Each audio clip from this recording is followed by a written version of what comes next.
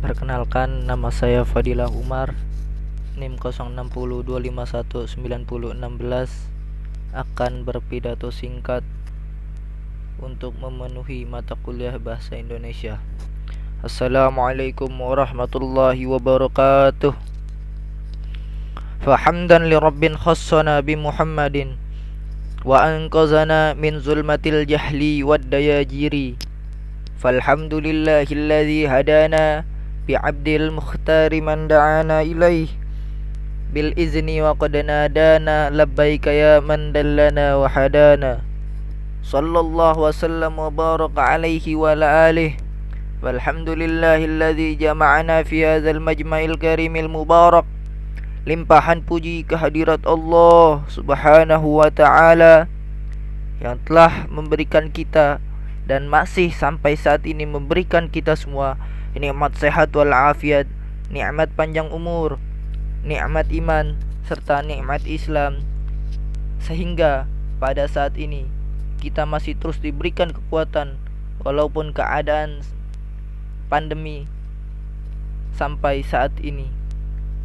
Pada kali ini saya akan membahas tentang mengenai sholat. Allah dan Rasul Sallallahu Alaihi Wasallam, utusannya, kekasihnya, telah memberikan kita kabar bahwa pentingnya sholat dalam agama Islam. Hal ini disampaikan dalam hadis Rasul Sallallahu Alaihi Wasallam yang berbunyi, as-salatu imaduddin. Sholat itu adalah tiang agama. Perumpamaan ini menggambarkan bahwa sholat adalah kokohnya atau temboknya agama Islam. Sholat tidak hanya menjadi kewajiban bagi seorang muslim, melainkan ada suatu makna tersendiri bagi yang melaksanakannya.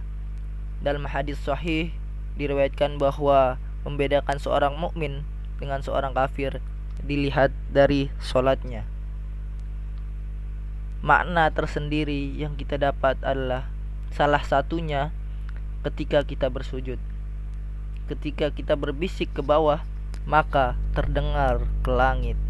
Bukankah itu suatu keindahan yang tidak didapat oleh orang lain melainkan orang-orang yang menganut agama Islam? Dalam surah Al-Ma'un ayat 4 dan 5 yang berbunyi, fawailul lil musallin alladzina hum an salatihim sahun. Maka celakalah bagi orang-orang yang salat, yaitu orang-orang yang lalai dalam salatnya. Kalimat yang celaka yang dipakai di sini adalah mensiasati orang kafir sebagai orang-orang yang lalai dalam salat. Dengan kata lain, orang Islam pun yang lalai dalam sholatnya dapat disejajarkan dengan orang-orang kafir maupun orang munafik.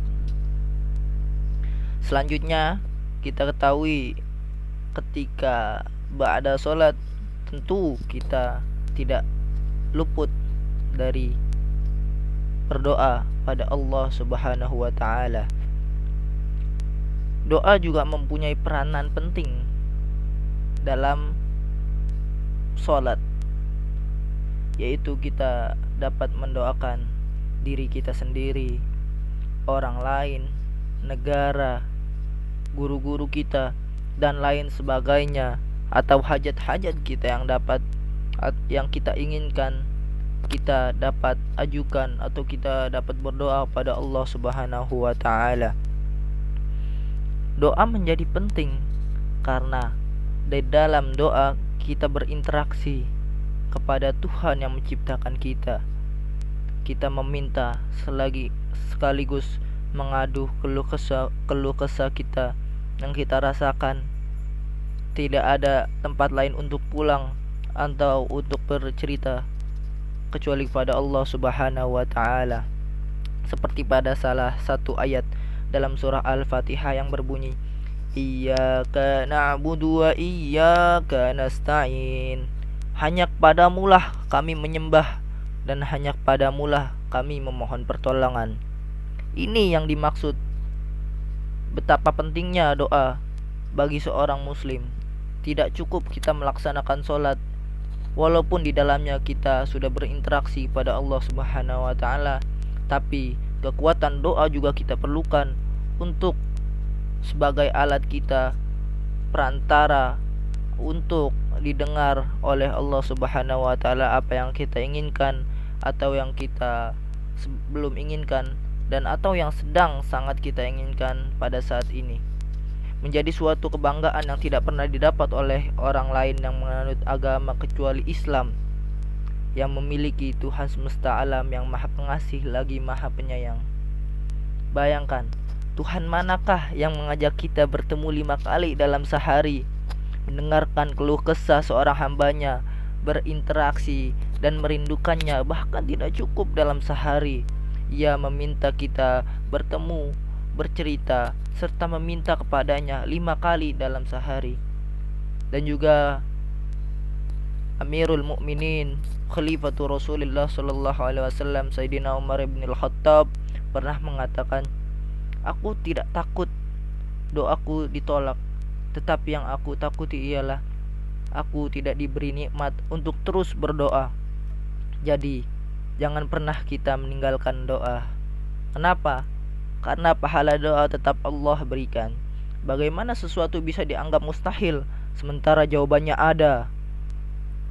Maka dari itu, sholat dan doa merupakan asosiasi yang sangat berkaitan agar kita dapat mendekatkan diri kepada Allah Subhanahu wa taala, agar menjadi golongan orang-orang yang bertakwa di jalannya, yaitu jalan yang lurus. Semoga aku dan kalian menjadi orang-orang yang dalam golongan tersebut, dan semoga kita tetap diberikan kenikmatan untuk terus dapat berdoa kepada Allah Subhanahu wa taala guna meningkatkan keimanan dan ketakwaan kita kepada Allah Subhanahu wa taala.